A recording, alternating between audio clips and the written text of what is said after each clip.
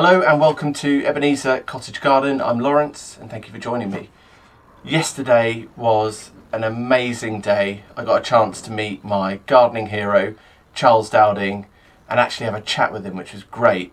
And I managed to pick up some of his CD60 trays from him as well. You can see it here. Really good, high quality module tray, really tough, easy to poke your little modules out once you've planted them up. And it's going to last me a lifetime, fingers crossed. And seeing as Charles actually sold these to me himself, I'm hoping that some of his magic has rubbed off on them. But as I'm talking about the talk that he gave last night, I'm going to do one of the most Charles Dowding things I can think of, and I'm going to multi-sow some boltardy beetroot into this module tray.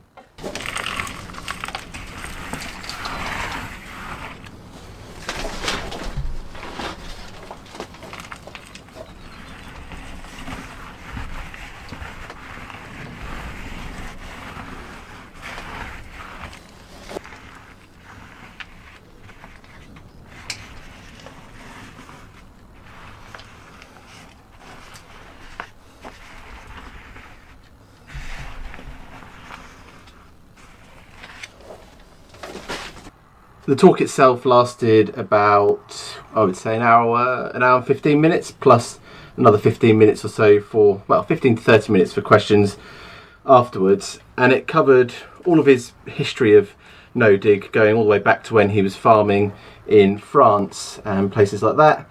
He talked about his brother a bit and various things that had and hadn't worked. And like I say, if you've watched his videos, you might know some of these things that he covers, but it's great to hear him say it live. And what I really took away from it, something that I started thinking about more after seeing him give his speech, was that seed saving is something that I really want to crack this year, because sometimes you do buy seeds and find that the germination is pretty bad. I mean, for example, 3 years ago I started wanting to try growing Zebrune shallots from seed, and I had really poor germination rate the first year, gave up and it just stuck with sets. And then I went again the next year, which was last year, and decided that, alright, well, surely I can get them to get going in a heated propagator, something like that, really give them some attention and support. And I have fantastic results with it, really good results. And I had about 100 Zebrune onions plus growing last year. And then this year I've done it again, same technique, same variety. I think the seeds are from a different supplier, and the germination rate has been absolutely awful. And when I was at the talk last night, Charles Dowding said that he has found himself that onion seeds, they don't store very well. And this is a conclusion that I kind of come to myself anyway, which is why I've been buying them fresh each year. And anything that's left over from the last year I might use as spring onions, things like that. But yeah, he sort of mentioned the same sort of thing, did some comparisons about different composts as well, and it just brought it home that there's so many little elements when you're germinating seeds that can have a negative effect or a positive effect, that you can't always beat yourself up, if your seeds don't work. But it did make me think that sometimes it's worth spending a bit more money on seeds, or if you can get organised, really give it a go with saving your own seeds, because you get absolutely hundreds of seeds from just one beetroot, which is something I want to do this year, or from onions, or whatever you're sowing. And of course you want to make sure that you're not using F1 hybrids, things like that, and better off with some heirloom open pollinated varieties. And also over time, if you keep doing it over the years, you'll essentially create your own strain that's suited to your soil in your garden. So you've got a chance to really make something you can pass down to people, or give to your friends even. So that's something that I really thought was worth thinking about as well. And yeah, so as I say, it was an excellent talk. Absolutely loved having a chance to see him in the flesh. Great. And I really recommend that if you get a chance and you notice that he is doing one of these talks in your area, that you go. Really lucky that he's based in the UK, because it's such a international star. You know, we're lucky that we get a chance to actually go out and see him give these talks in the flesh. When I was at the event itself, it was just great to see the gardening community come together a bit as well. The whole thing was run by, I think it's called the Norfolk Organic Society.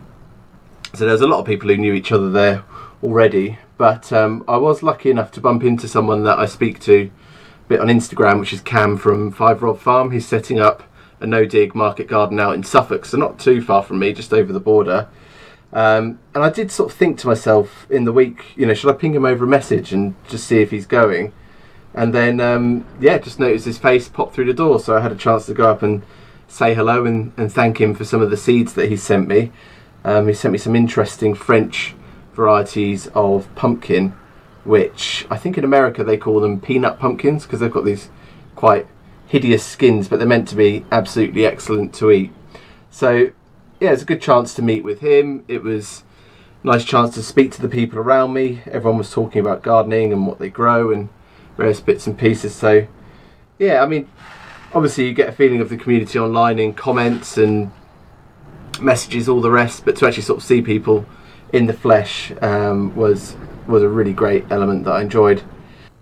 I have to say though, I was a little bit starstruck meeting him, because I've watched his videos for the past 8-9 years, maybe even longer. I need to just really have a look and see, but you know, it's gone from me watching his videos almost in a kind of therapeutic way, just for the calmness of them, you know, and sort of thinking, oh my god, I wish one day I had a greenhouse, or that I had some space where I could do a bit of that. And then now here I am, and I do credit a lot of that to his techniques and ideas with no dig itself, because it just makes things, you know, still work, but it's much more of a pleasure than double digging and things like that. You know, it's a lot easier. It saves you some time, so I definitely recommend looking into it. Now, I'm working with this seed tray here, and so far I really like it. It's saving on compost. That's a real bonus. You're not using as much compost because the cells themselves are quite small. Also, even with the bigger holes on the underneath of this module tray, I'm not noticing lots of compost fall out. You know, if you see any on the bench, that's just from when I put the compost into it. And also, with it being the smaller size module cells, it's going to encourage growth from the plant, sort of faster growth and a really good root system. So I'm really, really looking forward to seeing how these do. So yeah, so just a quick little video. I had another idea to do today, but I thought last night was so amazing and great that I wanted to talk about it all. I'm sure once I stop recording, I'll think of lots of things that I wished I'd said in this video, but I would just encourage you, if you get a chance to go and see one of Charles Dowding's talks, definitely go along. Even if it covers some things that you already know, you always find out extra little gems of info.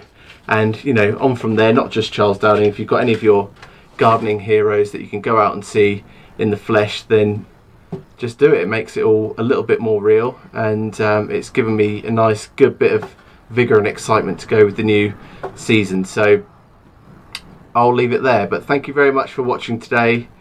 Keep an eye out for Charles Dowding tour dates and definitely go.